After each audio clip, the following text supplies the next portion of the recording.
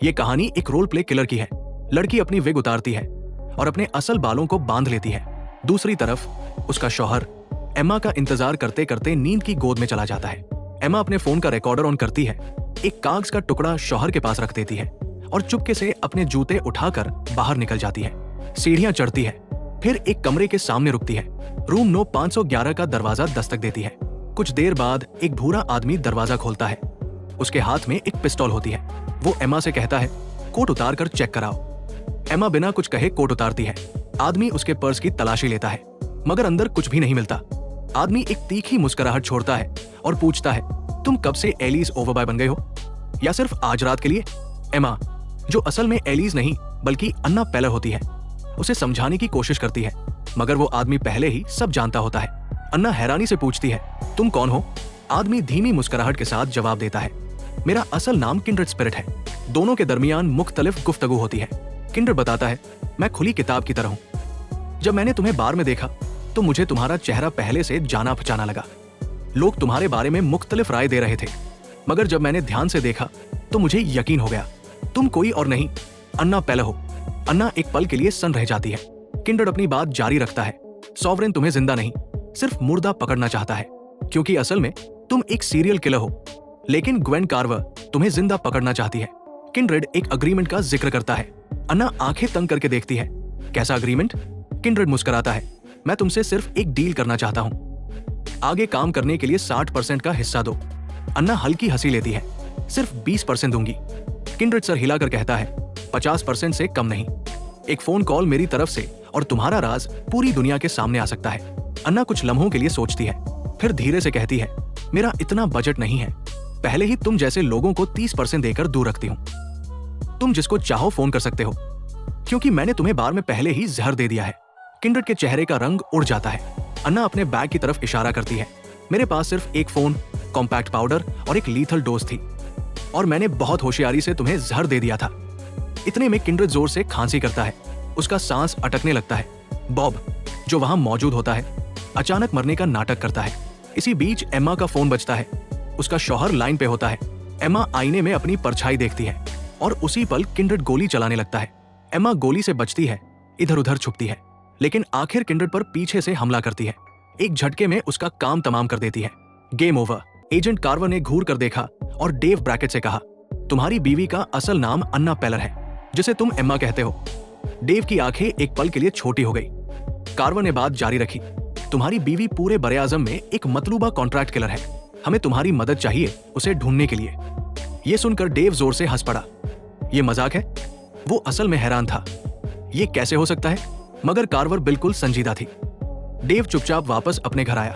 अंदर आते ही एम्मा की अलमारी की तलाशी लेने लगा, मगर अफसोस, अलमारी से उसे कुछ भी नहीं मिला। फिर उसने स्टोर रूम की तरफ कदम बढ़ाया, अंदर घूम घूम कर तलाश करने लगा। काफी देर की मेहनत के बाद एक पुराना बॉक्स मिला। उस बॉक्स को खोला तो एम्मा की अजीब चीजें सामने थी। वहां आर्टिफिशियल विग्स, इंजेक्शंस, छोटी मशीन्स और बेशुमार पासपोर्ट्स रखे थे। हर पासपोर्ट पर एम्मा का अलग रूप था, कहीं उसके बाल छोटे, कहीं लंबी जुल्फे, कहीं आंखों का रंग अलग। डेव ने गहरी सांस ली और एक और बॉक्स उठाया।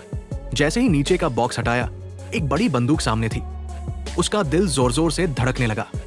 क्या एम्मा वाकई वो थी जिसे कार्वर कह रही थी? तभी दरवाजे की घंटी बजती है। डेव धीरे से पलटा। दरवाजे पर एजेंट कार्वर खड़ी थी। एम्मा, जो असल में अन्ना पेलर थी, एक बार फिर नए रूप में छुपी हुई थी।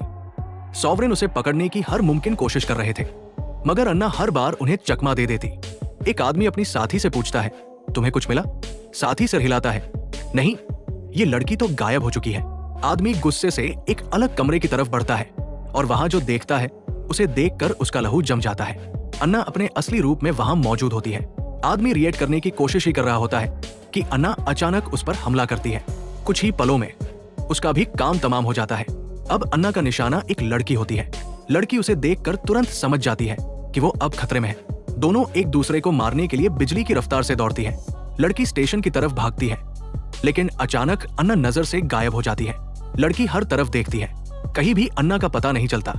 वो एहतियात में आकर नीचे झुकती है और इसी पल एक ठंडा सा साया उसके पीछे आता है। अचानक अन्ना पीछे से जोर का हमला करती है, एक शॉपर का इस्तेमाल करती है और लड़की का गला घोंटना शुरू करती है। लड़की ताकत लगाती है, मगर कुछ ही लम्हों में अन्ना पिस्टल निकालती है। पिस्टल से एक सुई निकलती है जो सीधा लड़की की गर्दन में चली जाती है। बस एक पल, दो पल, और फिर लड़की गहरी नींद में चली जाती है। डेव ब्रैकेट को आखिर एम्मा की असल हकीकत का पता चल गया। उसका दिल टूट चुका था, मगर फिर भी वो एम्मा के पीछे बर्लिन तक आ गया। बर्लिन में एक आदमी उसे एम्मा का पता बताता है। आदमी सोचकर पूछता है, क्या तुम जैक डॉसन हो? डेव गुस्से से कहता है, हाँ, मैं ही हूं। आदमी उसे एक रेस्टोरेंट ले जाता है जहां एम्मा उसका इंतजार कर रही होती है। डेव आदमी से डाइट कोक मंगवाता है। वो एम्मा की तरफ देखकर कहता है, मुझे अब तक यकीन नहीं हो रहा कि ये तुम हो, एम्मा ठंडी सांस लेती है और डेव से बच्चों का पूछती है। डेव धीमी आवाज में कहता है, बच्चे मॉली के पास है। एम्मा, जो असल में अन्ना पेलर थी, एक गहरी सांस लेकर कहती है, मेरा असल नाम अन्ना है और मैं पैसों के लिए लोगों का कत्ल करती हूँ। डेव थोड़ा पीछे झुककर एम्मा को तज्जुब से देखता है। अन्ना अपनी जैकेट की जेब से कुछ पेपर्स निकालती है। मैंने तुम और बच्चों का बंदोबस्त कर दिया है, ये देखो, नए पासपोर्ट्स। डेव गुस्से से पासपोर्ट्स को टेबल पर फेंकता है और कहता है, हम तुम्हें ऐसे कैसे कनाडा छोड़ के जा सकते हैं? अन्ना एक एक झूठ जो उसने डेव से बोला था अब सच्चाई में बदलने लगता है। मेरे वालिद एक सर्विस एजेंट थे, मगर बाद में उन्होंने एक प्राइवेट कंपनी बनाई जिसका नाम सॉवरेन था। उनका एक इंटेलिजेंस एजेंट था, ग्वेन कार्वर, जो उनके साथ काम करती थी। अन्ना ने आगे बताया, मेरे माँ बाप की मौत के बाद सॉवरेन टीम ने मुझे अपने साथ रख लिया। वहां मुझे ट्रेनिंग दी गई और धीरे धीरे मुझे मैनिपुलेट करना शुरू किया। ग्वेन मुझे शुरू से झूठ बोलती आ रही थी। डेव की आंखों में शक और दुख का आलम था।